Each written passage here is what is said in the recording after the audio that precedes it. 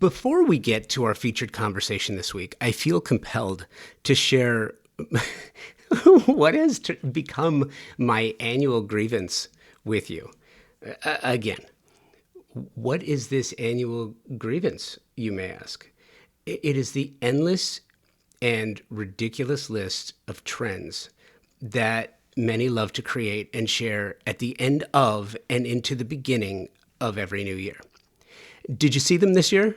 They looked a lot like last year's, didn't they?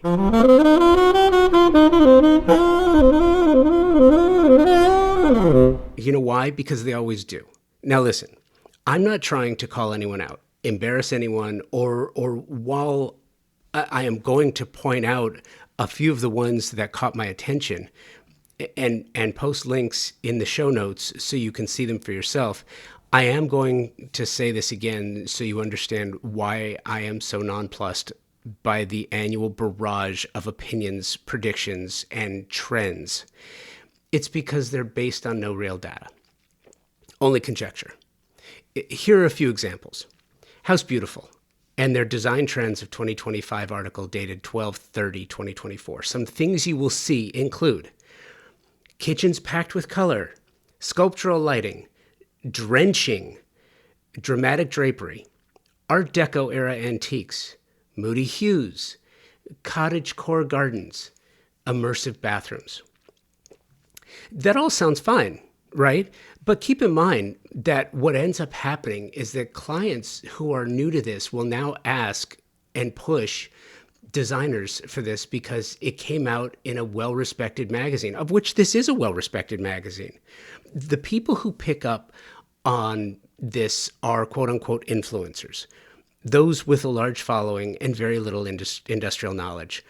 Just to break this down a bit, kitchens packed with color. Sounds great until a skilled designer has to employ this strategy with a lifespan of 15 to 20 years, with a color of the year promoted by 5 to 6 different companies. And it's never the same. It's all different ideas as to what that color of the year will be. This is not really feasible. And let's all just remember for a moment that, okay, stay with me, avocado green and harvest gold owned the 1970s, and they were reviled in the 1980s. But for every season, am I right? There was even an article written in May of 2021 by the BBC touting the return of avocado green to contemporary interiors. I certainly haven't seen that. The interesting thing about this, the article I'm referencing was incredibly written. It was sourced, and it delved into the science and theory of color choices. But the headline, why avocado green is back for interiors, does imply that the color was back in vogue in 2021. And I don't think it was. And if it did pop up here and there, maybe. But not many are still touting it today. And if a client says to their designer that they're going all in on this and buy avocado green appliances, can you even get avocado green appliances? I'm sure you can. But avocado green cabinetry or tile, they will be living with it for quite some time. This idea of drenching seems completely misaligned with the very nature of interior design.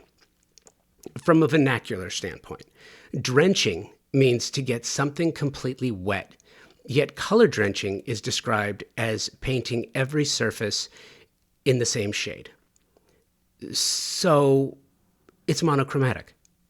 Great, just say that. It's funny, really. Monochromatic ideas have been popular in design styles for centuries and can be referenced back to the Greek word monochromos, meaning to have one color. While I've read articles that source the French word enveloper, or to wrap, with the idea for color drenching. And yet every year there are many who also tout the end of the white kitchen. If you've listened to the show for any amount of time, you know that I complain about this endlessly. White kitchens also appear on many of the trends that you will find coming up in the next year. The white kitchen is also a sort of drenching, is it not? Just to put a finer point on this idea, in November 2023, an article appeared in Vogue entitled 2023's Latest Interior Design Trend, Matchy-Matchy Rooms. The article showcased a Kips Bay, Dallas room designed by Mark D. Sykes that featured a floor-to-ceiling blue and white checkered wallpaper in a style called Vogue quotes unnamed designers as monoprint. Look, I believe that the prevalence of social media, that creating a value system where influencers gain status by the number of followers instead of by the level of their expertise, has created an environment for ideas to be promoted not by their true design value, but by how buzzy they can get and how many clicks they receive. That's not how great design is created nor enjoyed. If you want to talk about emerging trends, that's great. But let's make it less about ephemeral design, looks, and styles, and more about functional relevance. Here are some thought starters.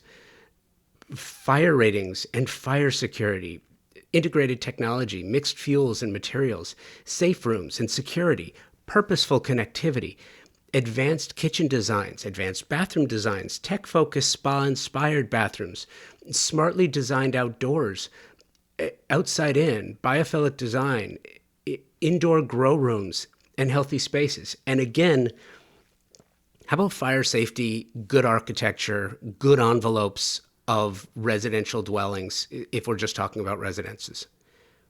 I don't know. Why the rant? I've been shining a light on this very subject for a few years now because after having so many conversations with exceptional designers, it makes zero sense to me why media outlets would just speculate about what the developing trends are. And yes, I know that most contributors to the design pubs do cite designers regarding these trending ideas because they are not in the context of a specific project with individual clients. It doesn't make any sense, really. It's not really actionable and further confuses clients about how they can best communicate with their designer, with their architect, assuming they're working with one, or they're using this information to circumvent the need for a designer, which really, I think for me is what it comes back to, because a designer can tell a client, look, no, you really don't want that. But if they're using this to circumvent the services of a qualified designer, I have a problem with that. And anyone listening to this, I imagine, would probably as well. Look back at each of these trends listed and tell me if you think any of them are new and or compelling, or are they just clickbait? That's my rant. I'm done. Now, the great part of today's episode, a full conversation featuring Debbie Mathews. Debbie Mathews launched her design business in 2013, the same year I launched Convo by Design. It's been a minute. Debbie is a Nashville-based designer and watched the world move in around her as Nashville became a world-class music, sports, and entertainment destination.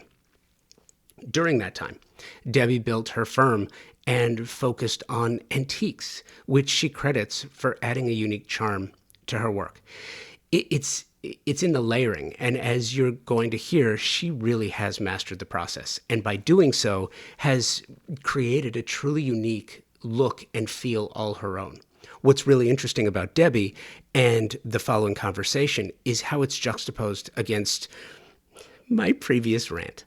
As you listen to this episode, please check the show notes and click on Debbie's portfolio as we go through some of her work. You will find that many of the ideas espoused as upcoming trends, when in reality, these ideas have been in Debbie's work for many years. Trends, please. You're going to hear all about it right after this. I am just incredibly proud of this partnership I've got with Thermosol. They have been presenting partners of Convo by Design going on 5 years now. And there is a certain amount of pride that comes with saying that the show is presented by the company that is the best in the world at what they do. Thermosol engineers the most exceptional smart shower products and steam shower systems worldwide, full stop. And it's for a few reasons. First of all, they were the first company to design and patent the technology here in the United States, dating back to 1958. Thermosol, a US-based manufacturer based in Round Rock, Texas, employs an engineering team that designs, tests, and continuously refines the product. Their quality control team tests every single steam generator before it departs the factory. Who else does that? Nobody that I know of. I have the pleasure of working with some world-class designers and architects who tell me, and if you're in the business, you know this, that the idea of luxury has changed, especially when clients want a spa-like bathroom. Steam is mandatory, or it's just not considered a luxury. And if you want to add steam, you have only one true option, my opinion, and that's Thermosol. Mitch Altman, third generation CEO of this family-owned company of 65 years, continues to innovate in the bathroom and shower space through technological marvels such as intelligent showering systems, sound therapy, aromatherapy, technical interfaces, and so much more. And now Thermosol, the industry leader in steam bath equipment and technology since 1958, as I mentioned, is enhancing its already stellar family of products with the new indoor and outdoor luxury saunas, available in 3 designs. The configurations are absolutely amazing, and you should probably go check them out. Indoor and outdoor options. It's amazing. You really do need to check them out. Go to thermosol.com or at Thermosol on the socials. So, Debbie, you are in Nashville. That is correct. Did you grow up in Nashville? No, I actually grew up in Los Angeles. Did you? Yes, so I'm a long way from my beginning. Yeah, where'd you grow up? So I was actually born in the Valley. I was a Valley girl.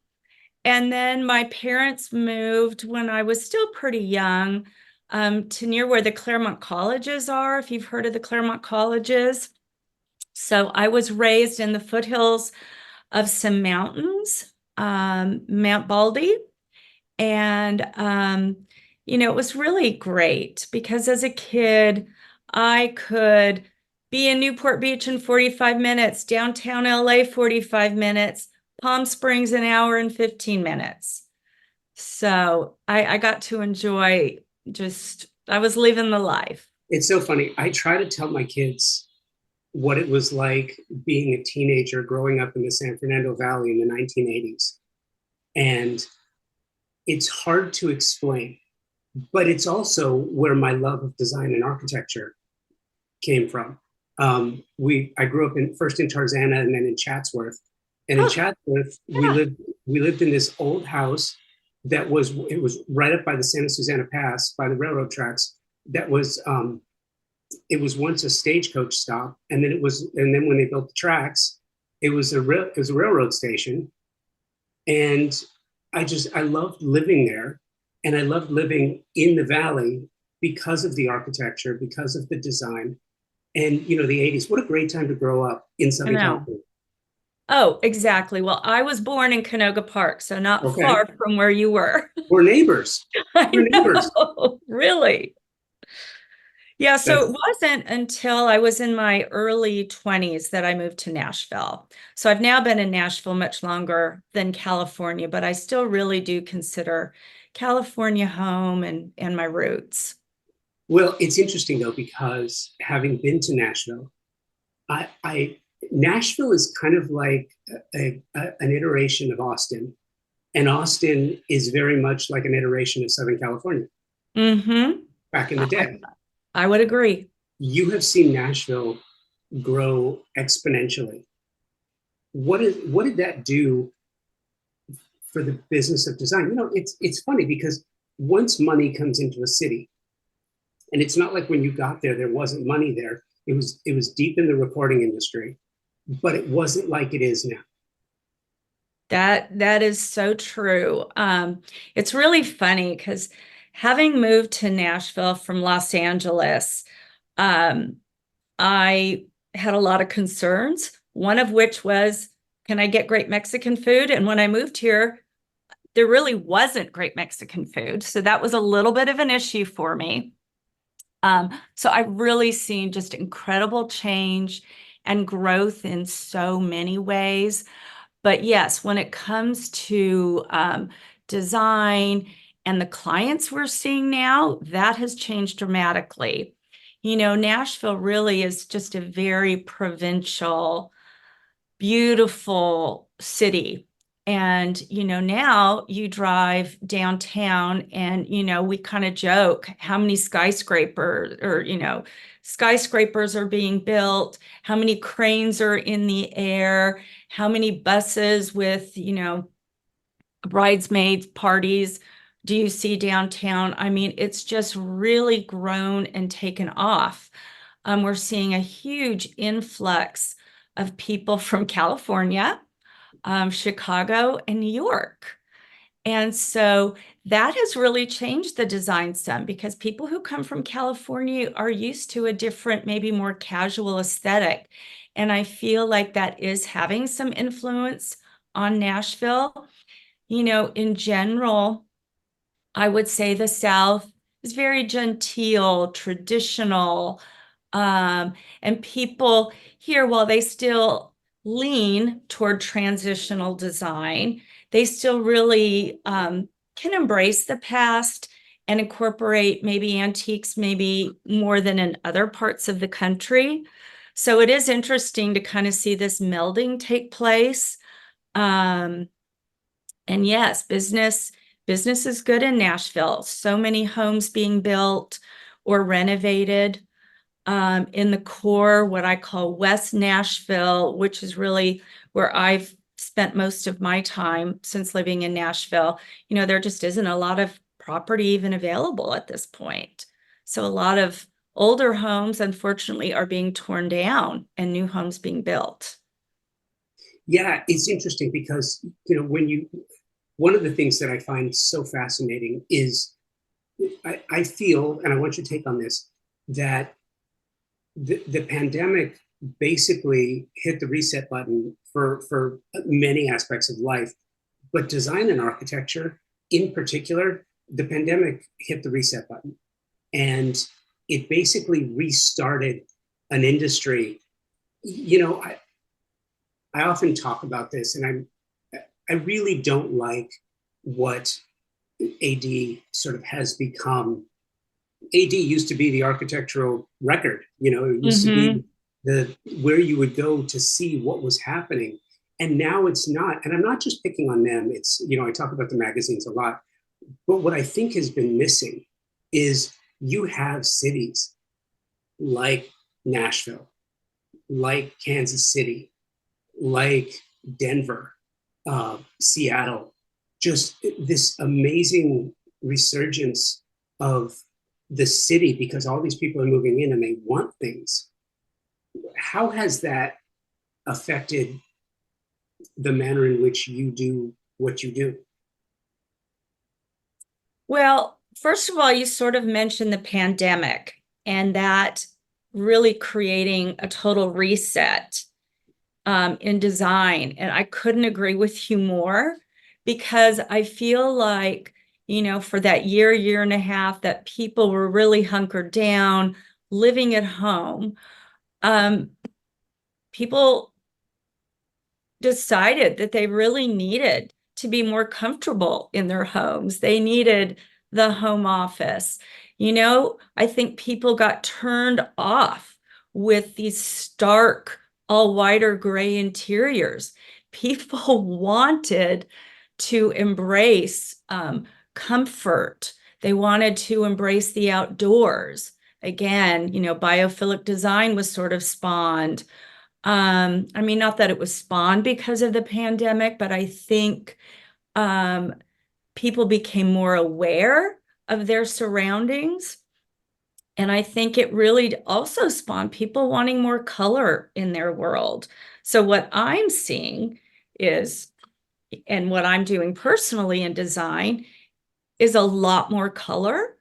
I feel that while I wouldn't tout myself as a maximalist, people are interested in layering more, paying attention to, even what I term the fifth wall, the ceiling.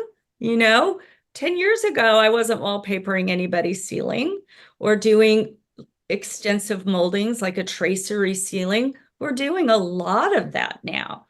So I just think that concentrated time that people spent in their homes really changed design. The other thing that I think it spawned was people really wanting connections to their past. And so maybe embracing family heirlooms like never before. I think sometimes, a piece that was maybe grandma's really triggers, those emotions and good feelings if you had good feelings about your grandmother. And people wanted that because it gave them that sense of comfort and a tie to the past. And so, I have even seen younger folks who, sometimes I give them a hard time. Everything is, they want disposable furniture. They want to go into IKEA or Rooms to Go, buy the whole room suite in one fell swoop. I feel like they're even questioning, maybe I need to invest in a piece that I'll have forever, or what can I learn about grandma's antiques? So I feel like I'm seeing a total shift.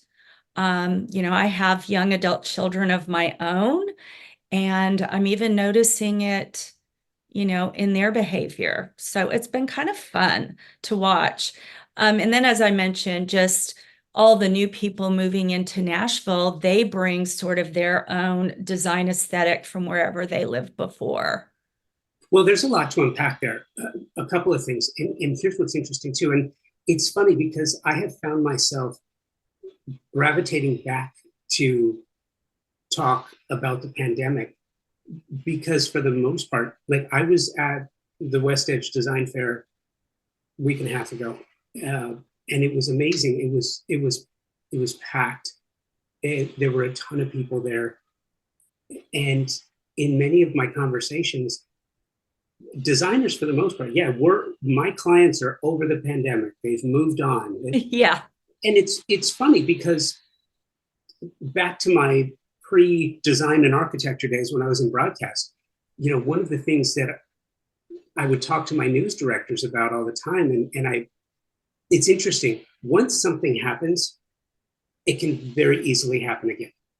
And it's funny because a lot of people don't realize that bird flu, swine flu, Ebola, I mean, all of these things that affected other parts of the world didn't affect us because it was stopped at our borders. Once something happens, it can happen again. And this isn't to scare people, but it's like, we learned so much about ourselves and how we want to live during the pandemic. To stop talking about it, in my opinion, would be irresponsible. I think the lessons that we've learned and what designers do, I think that design is a right, not a privilege. I think good design is something that everybody should have access to because it makes life better. But it's always been kind of reserved for the 1% of the population that uses a designer or an architect for their home or business. And I'm curious if you're finding that your clients have kind of like put it behind you and gone back to maybe some of the bad habits or requesting bad habits, like the open floor plan, a completely open floor plan. We learned that doesn't work. So I'm curious, have your clients kind of let it go, or are there still lessons learned that are being applied today? Oh, I still think there are lessons learned that are being applied. Well, and as you just said, as far as the open floor plan, it's a problem. People do not want the open floor plan. And I think what happened during COVID is that was just underscored because, entire families were at home and there were no private spaces and conversations were echoing throughout the home. And I think people just did a double take, like this is not functional for the way we live. But I do think COVID spawned more multifunctional spaces in the home. I think Are you still seeing that? Is when you onboard new clients, are they yes. still asking you for those things, or have they kind of reverted back to past habits, past preferences? Really both. And I'll explain that a little bit. So I work with, the luxury client. Most of my clients are fairly traditional. And so, here I'm trying to tell you that yes, people want all these multifunctional spaces, when in fact, my own clients, who for the most part own 2 and 3 homes, don't need multifunctional spaces because they live in these huge homes where there is a room for everything. There's the wrapping paper room, the formal dining room, the more casual breakfast room. So I'm almost speaking about 2 different populations. So in general, my clients are typically asking for things they've always asked for. Most of my clients did have home offices. They didn't necessarily have open floor plans. So I'm speaking about, 60 to 70% of my clients live in the very traditional home. Whereas, maybe 30% of my clients, when they downsized, as they became empty nesters, they were seeking the open concept floor plan. And now I think they have regrets about that. I haven't had anybody ask me, let's design a house with more of an open concept floor plan in the last couple of years. As far as reverting to old habits, like I said, most of my clients have kind of stayed the same. You are listening to my conversation with Debbie Mathews. We'll be right back. The absolute best specifying designers, architects, and landscape designers are all highly focused on the technology and performance of products and materials today. You just have to be. And you have to, because the products you specify for your projects have to perform and they have to last.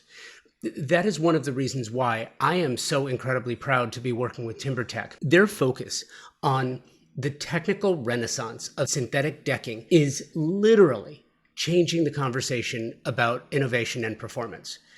It pulls focus on 3 priorities homeowners have and expect from the products their designers and architects specify for their luxury projects. 1, the aesthetics must match the overall design and fit visually. 2, durability and maintenance. I've told you my board flipping stories about my own wood decks over the years. Clients not only want beauty, but they want ease of use and they want it to last for decades. 3, sustainably made. Clients are more conscious about the environment and they want the same of their materials and the companies that manufacture their materials. TimberTech hits each one of these elements with a product that not only meets expectations, they exceed them. TimberTech makes a synthetic decking that looks just like wood. Color and embossed wood grain for a natural appearance.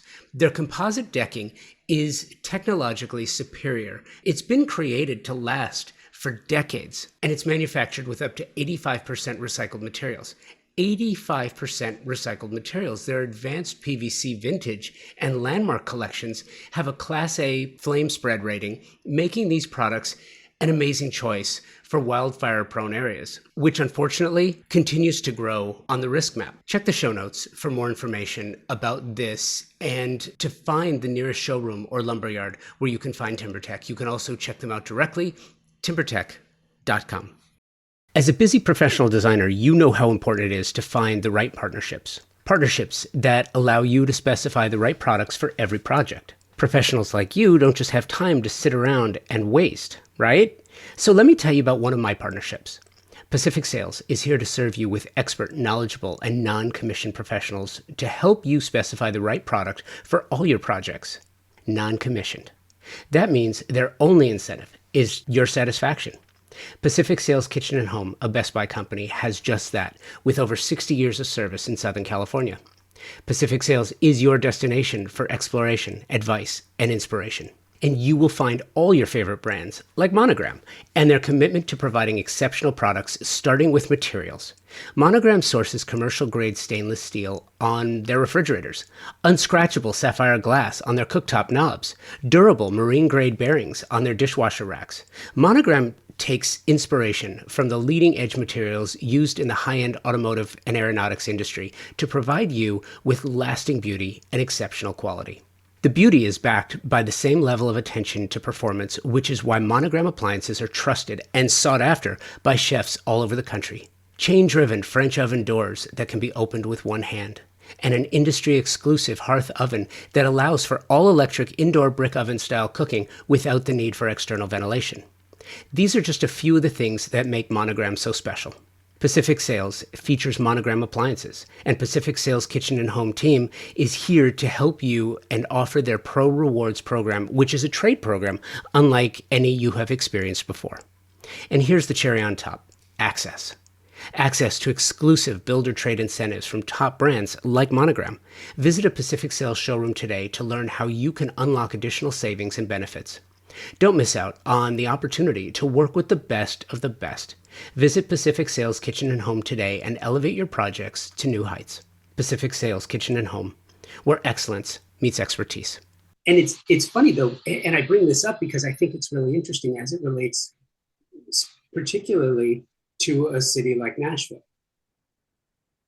I have spoken with a number of architects who are working on one in particular who comes to mind, who's working on Nashville skyline, a skyline project, and that will sort of change the way Nashville looks and feels. And it's interesting because there is a more modern approach to architecture, which then leads into a more modern approach to design, where eventually you get to a city like an Austin or a Hancock Park in Los Angeles, where you've got very modern, very traditional, very Spanish. You've got all these different styles sort of cohabitating in a city, which is amazing, which is what makes, I think, just sort of a fascinating city. The more diversity you have in what your options are, if everything were traditional, okay, that's great, but it's not diverse enough to make someone from Los Angeles, New York, or Chicago maybe be able to find what they're looking for. And you don't necessarily have that problem yet. I think you're on the verge of it, where the only thing available is infill projects. It's going to be tough to find unless you tear something historical down. Do you have those issues yet?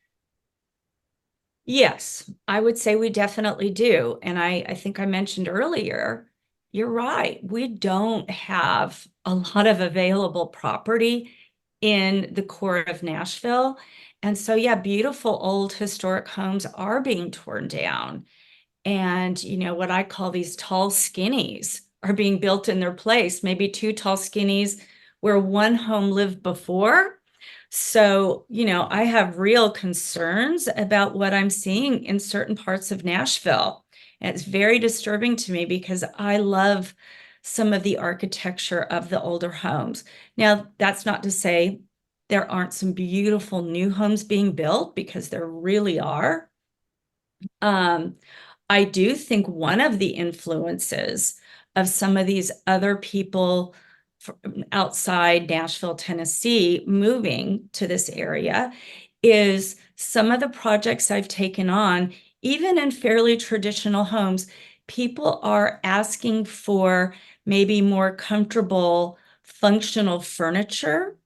It used to be here in the South, people really wanted the very formal living room, even if there were chairs in there that weren't comfortable. It was all about how that room looked. You might go in a couple of times a year and visit that room, but you rarely sat in that room. And I have clients who, moved from that type of living and lifestyle and said, no, I want to get rid of that furniture. I would like to keep maybe a few, key antiques, but I really do want to focus more on comfort and functionality in this new home. So I am seeing that, which has been a change. And I'm finding, and here I am, the antique dealer, but in my own life, I've recently moved and I'm kind of gravitating toward maybe a little bit less formal, less serious, and maybe a little bit more livable space in my own life. So I am Really? seeing that. Are you struggling with that a little bit? Struggling with it a little bit. Yeah. Yes, I am. And it's so funny because, I guess I'm somewhat of a hypocrite. My brand is every room needs at least one antique, and I still wholeheartedly believe that because I think an antique really can lend some depth, character, dimension to a room. So I do embrace that. But I'm to the point now, it doesn't need maybe more than a couple of antiques. Not everything needs to be antique. There does need to be that level of welcome and comfort and function in a space. And so it's funny, even designers, as we age, we sort of evolve into what we held true maybe 5 or 10 years ago is not necessarily where I'm going with my designs today. And I think, that's normal. So, question for you, and I actually want to get back to historical preservation in a second. But before that, I wanted to ask, the South, Southeast, Southwest, Midwest has now gotten so saturated due to migration and people moving from, the coasts sort of inland and finding amazing cities in which to live and grow their families and thrive.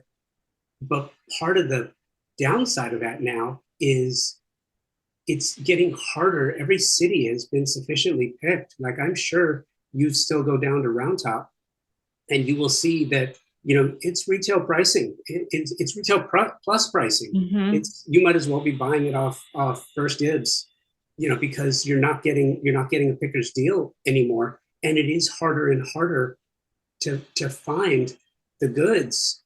How are you dealing with that? Yeah, that is so true. And I think, part of that situation is, we're just travel so much faster with social media, Instagram. Um, so I still try personally to go to Europe, source directly, but that's not always in the cards for me from a timing perspective with the design projects that I have going on.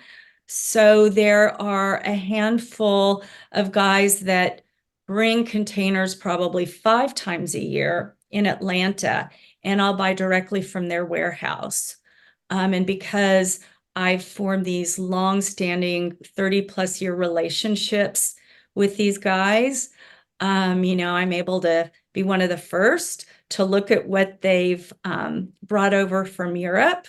And you kind of find your people, is the way I like to describe it.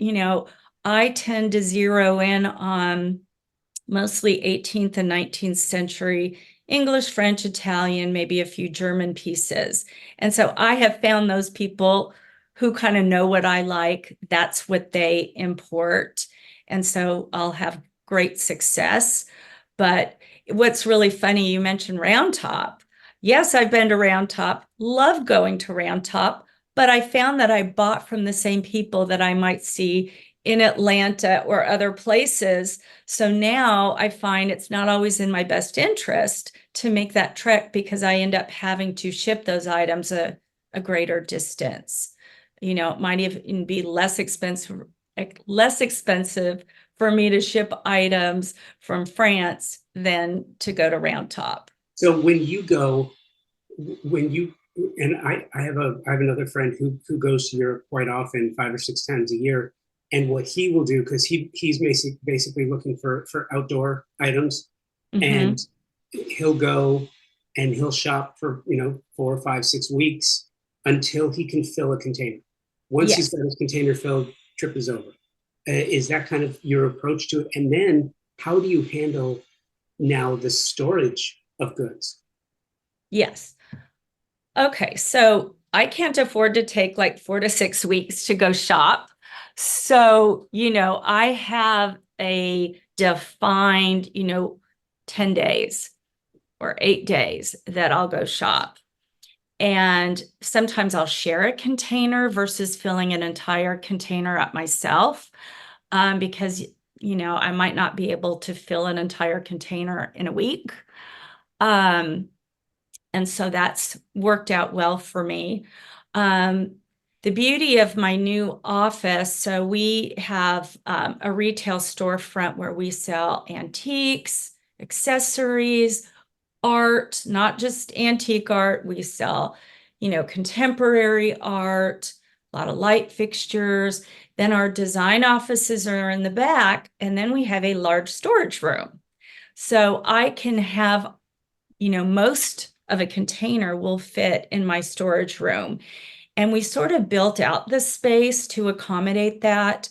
We also have like a little area in our storage room where we photograph items, and those items will be showcased on our website. So we have a shop page. And so we have just a real process for checking new inventory in. Um, so I don't usually have to rent outside storage space. Um, Usually we can accommodate it here at my office. Um, The flip side of that too is, do you have a design center? we really don't. So the closest true design center would be in Atlanta, ADAC. We do have a smaller one that just opened in the last few years, and it's called the Nashville Design Collective. And it's, got about a dozen showrooms. Um, about a block away, there's the Schumacher showroom. So things are beginning to change here. And I think that we will see, more growth in that arena in the coming years. But for me personally, I usually go to Atlanta about once a month to go to ADAC, maybe go to some antique warehouses. But the beauty is, here in Nashville, we actually do have a few resources now. So it's making my life a lot easier. Yeah, but it's stunning to that it's funny. That's one of the things that I think is so interesting about our industry. You go to LA, New York, San Francisco. Uh, there's no Chicago. I mean, the Mart is amazing. There is no Yeah. shortage of design resources. In LA alone, if you're in Orange County, you got SoCo and the OC Mix, and you've got all the Orange County based appliance dealer showrooms of their own, dedicated showrooms. You go into LA and you've got the PDC and you've got the design districts, which are amazing. But then you get it, and I say that because living in Tulsa, there is no design center in Tulsa. Yeah. There is no design center in Oklahoma City. The nearest one is Dallas, kind of like your Atlanta, where you have to travel to that. It feels like the model is it's not broken because it used to work. It just hasn't changed. Mm-hmm. It No, I hasn't would agree adapted. with that, but it is starting to change. I mean, at least in Nashville. I mean, obviously, I said the Nashville Design Collective is nothing in comparison to ADAC in Atlanta, but we're moving in the right direction. Some of the same, resources, Kitchen and Bath Design Gallery are there, Cravat, Brunswick, Jofa, um, so we're making strides. But yes, at the rate that Nashville is growing, I think we're going to see more of that, because it is hard. Somebody like me, I always say, if I lived next to ADAC in Atlanta, I would be a better designer, just because you have all of those resources at your fingertips. That is so interesting. I've never heard it said so bluntly before. Um, it's interesting. So if that's true, and if that's the case, that would be frustrating. Like doing what I do and saying, Yes. well, if I lived in a different place, like if I'm in Tulsa now, when I was in LA up until 3 years ago, if I were here, I would say if I lived in LA, I would be better at what I do. But because our world has become so condensed because of internet and Zoom, and everything I do is virtual any way I can, I still go, but I don't have to. But to Yes. hear you say that out loud, how do you feel about that now that you've said it out loud and put it into the universe? Now that I've said it to the world. So I don't cut corners by any stretch on my design projects, and I feel like I give every design project the full attention it deserves. But I feel like there is maybe a lack of efficiency that could be improved. Yes, I have the world at my fingertips and I can look at fabric online, but for me, and call me old school, there is no substitute for looking at a fabric in person, to looking at the saturation of color, feeling the texture of that fabric. So if I am missing what I think is a key fabric for a scheme in my own design library, I might go online, order memo samples, have them delivered to my office, but a lot gets lost in photos. And that's why I'm saying, if my design office was next door to ADAC and I could just walk next door, see the fabrics in person, that in my mind makes an enormous difference. Yes, I can source furniture all day long online, like, but then I might really want to go to ADAC to actually sit in that piece of furniture. So that's the difference in my mind. There are several places in town where I can take clients to actually try a piece of furniture out. But again, it's not the breadth of what's at ADAC. Not every line, whereas, the options are just so much greater there. So, I don't really feel like I overstated my proclamation, but I also feel like that there is a lot of truth to that. Maybe it just takes me longer to get to where I want to be on a client project. A lot of times I'll do whatever I can do here in the office. I know I'm going to Atlanta in a couple weeks, and I make a list of all the little parts and pieces that I need to kind of round out this project. And, I do get it, to a place where I'm really proud of it, but it might just take me a little longer. When it comes to custom, do you have a lot of workrooms in the Nashville area? We do. So I do think Nashville is blessed in that way. I think we are taxing these workrooms. And I have a real concern that there are not, I'm just going to use upholstery for an example. Not that many people seem to want to pursue the field of becoming an upholsterer. Like, what are we going to do when we don't have these skilled artisans and craftsmen? I feel like, one of the upholsterers that I have used, he's kind of my go-to here in Nashville. He'll probably retire in the next 5 years. Right. And, I have real concern. The same with I use a couple of different drapery workrooms. One, I know the gentleman who runs it will be retiring. And I just worry, whether it's the wallpaper hanger, there aren't very many, and those that are really good are booked up. So I feel like with this influx, we're really putting a strain on sort of the tried and true craftsmen. Yeah, and that's kind of where I'm going because we're entering.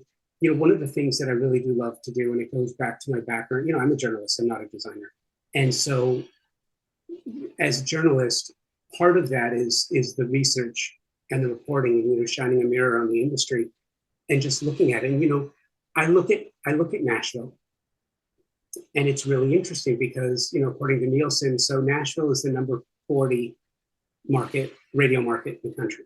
Number 40. So you're not in the top 5, you're not LA, New York, Chicago, you're not in the top 10, you're not in the top 20, you're number 40. And the population, I mean, in the metro area, you're talking about a population of 1.5, 1.6 million.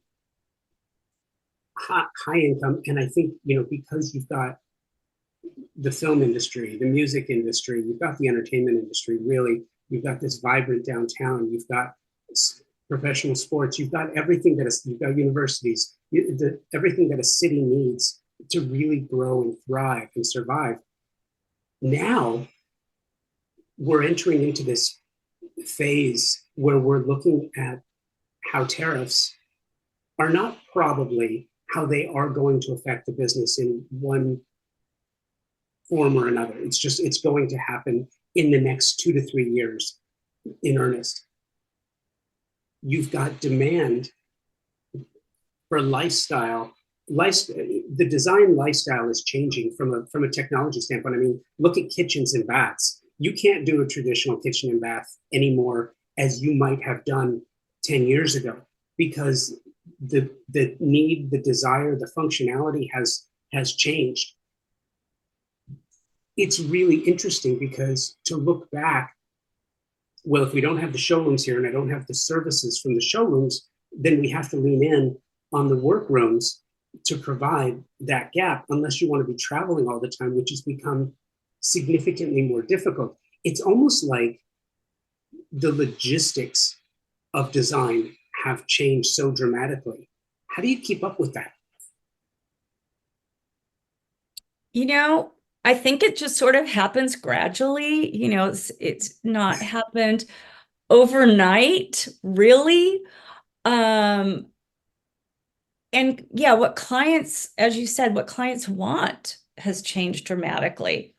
What's interesting is that I have some clients who want to be more involved than ever, which poses many challenges because they can see so much online. And so now they want to travel with me. They want, to go to these different kitchen and bath showrooms, which I do think is important.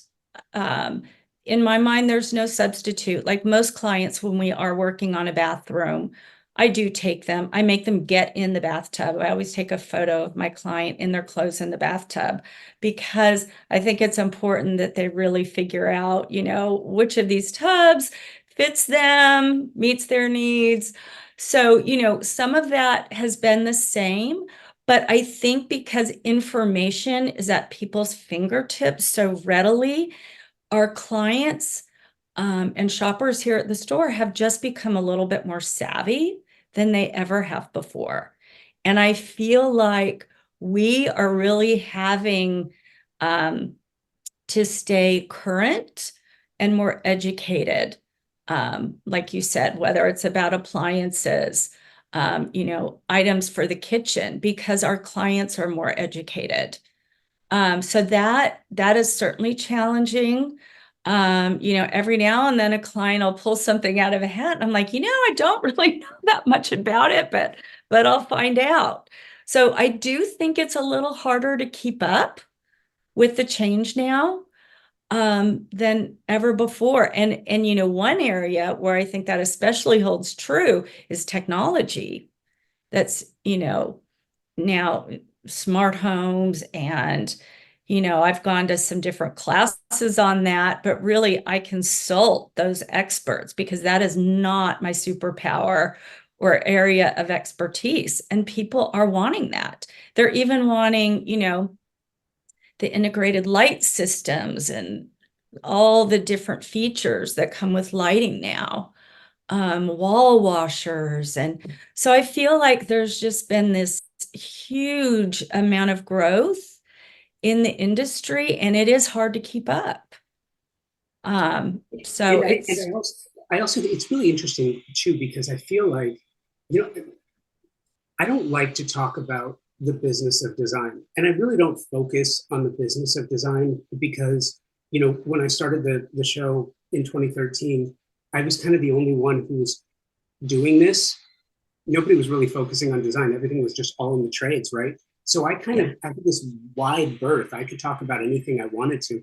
And then over the years, all of these design business focused podcasts have come online, and anyone who didn't want to design anymore just started a design business podcast. So like for me, I've never really liked to talk about the business of design anyway, but I can't necessarily extricate the business of design from the story behind each designer, because it kind of steers you and informs the way that you approach your work. And I think it's really interesting. I feel like designers nowadays, you have to be a lifelong learner. You can't stop. No. In the past, you could stop and just focus on the work, do the work, go from one project to the next project to the next. Your clients would come back, you'd do their lake house, you would do their mountain retreat. You could just keep doing the work. You can't do that anymore. No, absolutely not. And I have several young designers who, they're the ones doing my SketchUp, Revit, because things have just changed so much in how we present to clients. We do these formal Canvas slideshow presentations and mood boards. So technology has really played a huge role. And it's changed dramatically in the last 10 years. I mean, the presentation I do today looks nothing like it did 10 years ago. And you're right, it's very difficult to keep up with the rapid changes in design technology, these smart homes. It's a lot. And so, I learned that, yes, I've got to read, I've got to take classes whenever I can, but I also just have to have in my back pocket some really great resources who can help me out, because you can't absorb and be great at everything. At least that's my feeling. You need to expose yourself to it. You need to become somewhat educated, but I'm never going to know everything that maybe a particular client wants to know about creating a smart home. So you're absolutely right. It's changing so quickly. So back to the idea of architecture and saving historic, preserving historic, that preservation movement. Is there a preservation movement in Nashville? Is it organized? I guess it is organized in some locations in Nashville, but not all. So, I feel like sort of old Nashville, Belmead, there are rigorous hoops you have to jump through, to add on or renovate a historic home. But neighboring Green Hills, not so much. And that's where these homes are being torn down. Tall skinnies are being built. And so it really depends on the area and, what that zoning looks like in that specific area. But it truly does break my heart, because I feel like there are a lot of homes that really, speak to old Nashville that are coming down. And I feel like we're losing part of what Nashville was. And, in my mind, I think a lot of that's greed because certain locations, like I said, you can put two houses where one was. And it just makes me really sad because, when I first moved to Nashville from California, and I would have people come and visit, universally, the comment was, oh my gosh, the homes have, these enormous yards, large property, which you don't always see in California.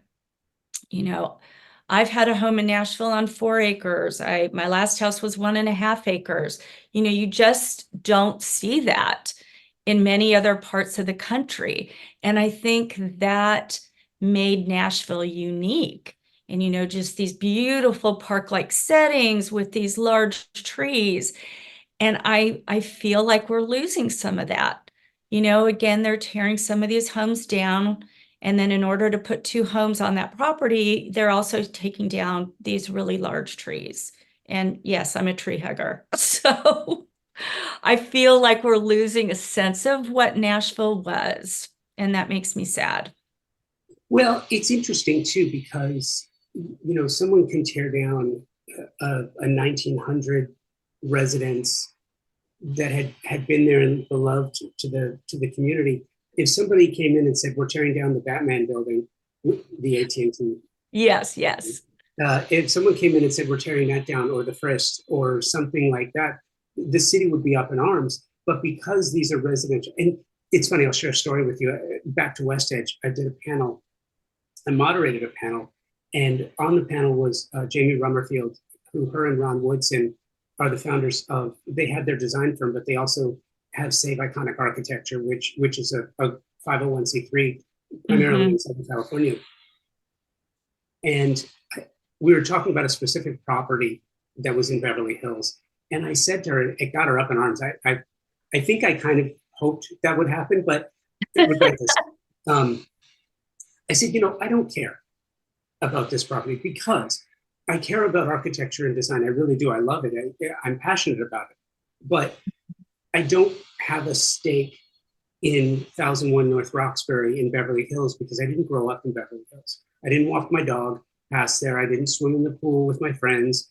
There's no personal connection for me to that personal residence in Beverly Hills. I do feel for the neighbors. I feel for the residents. I feel for the community because the community is worse now that property has been torn down. And I think that it's one of those things that sneaks up on people. You don't realize that your neighborhood is degrading or degraded because these particular residences made up the fabric of the community. Yes. And it's interesting, a city like Austin, they got on that quick. I mean, I was surprised in Texas in particular, this no regulation, don't tell me what to do, we're our own republic.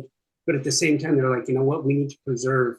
Austin did a really good job with historical preservation. And I'm curious if there's a movement in Nashville to do the same. I don't know of any organized movement that's underway. Like I said, I know in like historic Belmead, there's a lot of conversation about this, a lot of opinions on social media, and they really are attentive. But other parts of town, I think the developers just move in there and it's all about making money. And I do really, fear that we're going to lose the beauty of Nashville if something doesn't happen. As a designer and somebody who does appreciate older things, I just feel like there's so many of these beautifully sited, gracious Southern homes that, beautiful old landscape with towering trees. And I just fear that we will lose that. And, again, I know that there are a core group of people who are rallying around this, but again, I don't know if there's, a particular organization who's working to fight this. See, and it's so funny too, because it surprises me that ASID, Southern Living, Arc Yeah. Digest, you know, the trade Yes. publications that make it's their stock and trade to focus on the work. You know, now you could talk to somebody from a magazine who will say, well, our job isn't to preserve and restore. Our job is to showcase and reflect on whatever is being done. And Mm-hmm. I get that to some point, to some degree, but I just think it's really interesting when you talk about certain cities in the country, you know, and being in Tulsa, Tulsa has some, you know, some great architecture, historical homes. There are no regulations here, like Yeah. whatsoever. I mean, it is just it's staggering to see that if you want to do something, you can pretty much do it. And Mm-hmm. I think that that's somewhat unfortunate. Now you have to balance the two between preservation and progress, Yes. right? And you have to balance between the community desires and a property owner's rights. But I don't feel like the conversations are being had enough. And I'm specifically bringing it up with you, Debbie, because you know you are someone who really has a passion for antiques and traditional, and Mm-hmm. you like the old stuff and you like working with it and working with your hands to make it renew. Yes. Where does this start? Gosh, Josh, that is such a good question. I just recently completed a project on a home that was built in 1928, I believe. Just a beautiful old historic home, true stucco.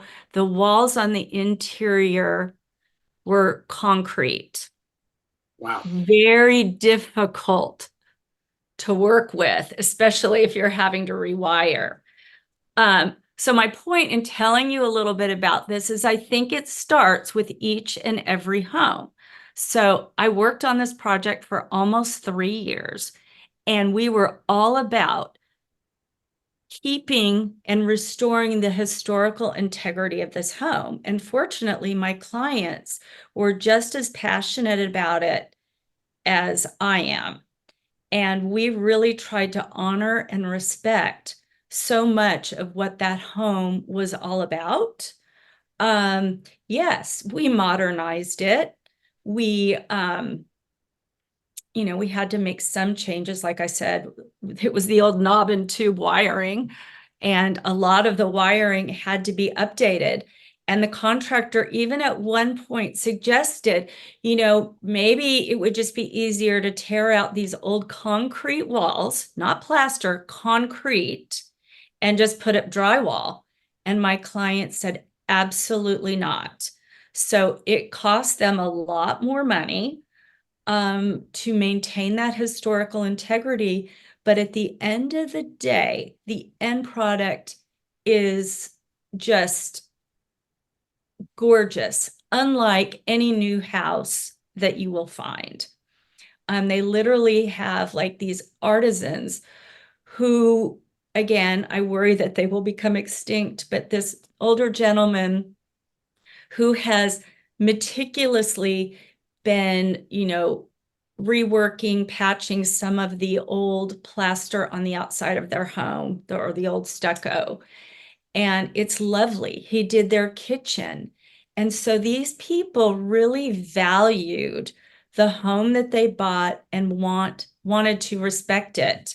And they swear they're going to live there forever. So that was just a real joy for me to work with people who were as passionate as I am. So again, I'm not sure what movements are, happening. But what I do know is I feel a personal responsibility to educate each and every client. If I'm asked my opinion, I'm going to give it. And I know I always tell my clients, beware, Careful what because you I ask for. really try to be transparent, and I might not always agree with you, but I feel, a personal responsibility that any project that I touch, I want to feel like we've done right by the integrity of that home. Right. So where are you going next? As far as my business, I imagine you're shutting it down a little bit for the holidays. yes, And yes. then where are you going to go next? Well, yes, we do close between Christmas and New Year's. We're literally wrapping up a few projects here at the end of the year. We've got a couple of new ones starting at the first of the year. I always look forward to end of January, early February because of the Antiques and Garden Show that takes place here in Nashville, where people literally now fly in from all over the country. And so that's always just a big week of parties, and we'll get a lot more people in our showroom. So, there's always this lull after the holidays, but I feel like we always have something really fun to look forward to in the dead of winter.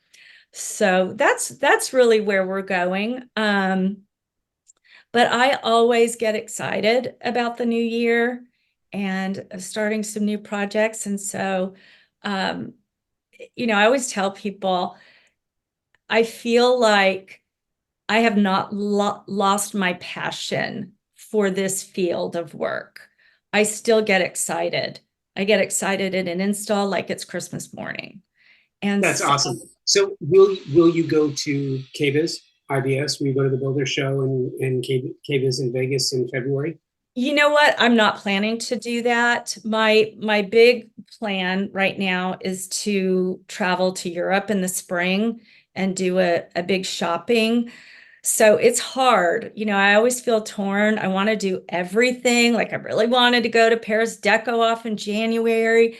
But, at the end of the day, I'm an integral part of the design team here, and I just can't be gone too much. I have to really space out my trips.